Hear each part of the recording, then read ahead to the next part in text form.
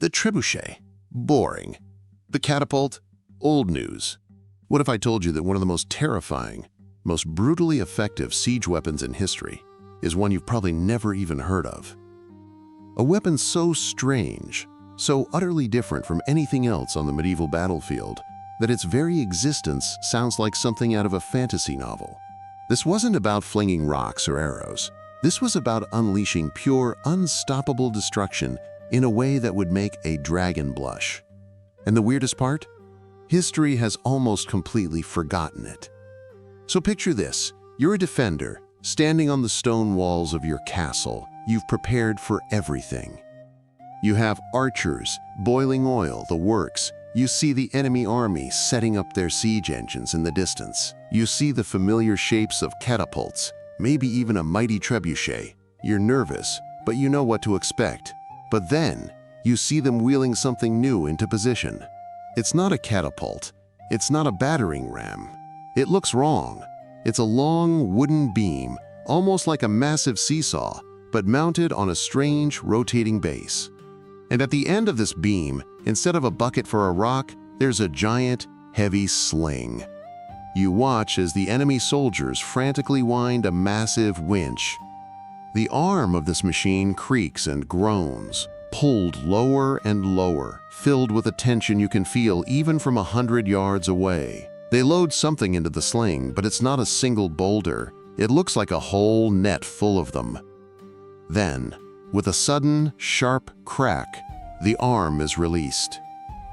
It whips upwards with blinding speed, and that sling full of ammunition spins and spins and spins, gaining incredible momentum. It's not a gentle arc like a trebuchet stone. This is a terrifying, flat trajectory blur. And then it hits. It's not one impact, it's a shotgun blast. A dozen heavy stones, all hitting your castle wall at the same time, in the same small area. The stone groans, cracks, and then shatters. Dust and debris fly everywhere. Before the dust even settles, you hear that winch creaking again. They're reloading. And you realize, with a sinking feeling in your gut, that your thick stone walls are about to be turned into Swiss cheese. You are facing the terror of the staff sling, or as it was sometimes known, the traction trebuchet, with a human-powered sling release. A simple name for a truly devastating weapon. So what on earth was this thing? It sounds almost too simple to be effective, right? A big stick with a sling on the end. But its genius was in its simplicity and its incredible physics. The weapon I'm talking about is often called the staff sling, or more accurately, in its larger form, the traction trebuchet. But forget the big counterweight trebuchets you see in movies. Those came later. This was their meaner, faster, older brother. Instead of a giant, slow-moving counterweight, this machine was powered by pure, raw, human muscle. A team of men, sometimes dozens of them, would pull on ropes attached to the short end of the beam. This would yank the long end, the end with the sling, upwards with incredible force. Now here's where the magic happens. A normal catapult or trebuchet just throws the projectile. The staff sling took it to a whole new level. As the arm whipped up, the sling at the end would also swing in an arc, multiplying the speed of the projectiles exponentially. Think about when you skip a stone. You don't just throw it from your shoulder. You use your whole body, your arm, your wrist, to create that final, fast snap that sends the stone flying. The staff sling did the exact same thing, but on a massive, wall-shattering scale. This combination of the lever action of the beam and the whip-like action of the sling created projectile speeds that were simply unmatched by other siege engines of its time. We're talking about speeds that could be double or even triple that of a simple catapult. And with speed comes kinetic energy. That's the wall-punching power. A single boulder from a trebuchet could crack a wall, but a volley of smaller stones from a staff sling, traveling at incredible speeds, acted like a giant shotgun. It didn't just crack the wall, it disintegrated it. It would blast away mortar, shatter the stone blocks, and create a breach far faster than a single slow-moving projectile ever could. And here's the really clever and terrifying part. Because it was powered by people, not a slow-to-reset counterweight, its rate of fire was insane. A big counterweight trebuchet might be able to fire once every 15, maybe 20 minutes if the crew was good. A traction trebuchet or a large staff sling machine? A well-drilled crew could be firing every single minute, sometimes even faster. Imagine that. Not one big rock every quarter of an hour, but a constant, relentless shotgun blast of stone against your walls every 60 seconds. The psychological impact would have been just as devastating as the physical damage. There's no break, no time to regroup, no time to make repairs. Just the constant, terrifying whistle of incoming fire and the explosive crash of stone against stone. It was a machine of pure attrition. So, if this weapon was so amazing, so devastatingly effective, why have most of us never heard of it? Why do we see counterweight trebuchets in every medieval movie, but this human-powered terror is nowhere to be found? This is where the story takes a fascinating turn. It wasn't forgotten because it was weak. It was forgotten because it was too demanding. The greatest strength of the staff sling was also its greatest weakness. It was powered by people.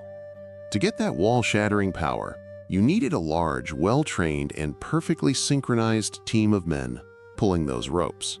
Every man had to pull at the exact same moment with the exact same force to get the desired result. If one man was off, the shot could be wildly inaccurate. If the team was tired, the power would drop off significantly. This meant you needed a professional, disciplined army to use it effectively. You couldn't just hand it over to a bunch of peasant levies and expect them to breach a castle. In contrast, the later counterweight trebuchet was a much more idiot-proof machine. Sure, it was a complex piece of engineering to build, but once it was set up, operating it was relatively simple. You loaded the sling, you wound the winch to lift the massive counterweight, and you pulled a lever. The laws of physics did the rest. The shots were consistent, powerful, and didn't rely on the split-second timing of 20 different men. An army of conscripts could operate a counterweight trebuchet. Only an army of soldiers could master the staff sling. As armies in Europe during the Middle Ages became less centralized and relied more heavily on feudal levies, the highly disciplined crews needed for the traction trebuchet became a rarity. The slower but more reliable and less skill-dependent counterweight trebuchet became the weapon of choice. The staff sling didn't vanish because it was obsolete. It vanished because the armies capable of using it to its full potential had vanished. It was a weapon for a more disciplined age. But let's not forget where this weapon shined. There are accounts from the Crusades that give us a chilling glimpse into its power.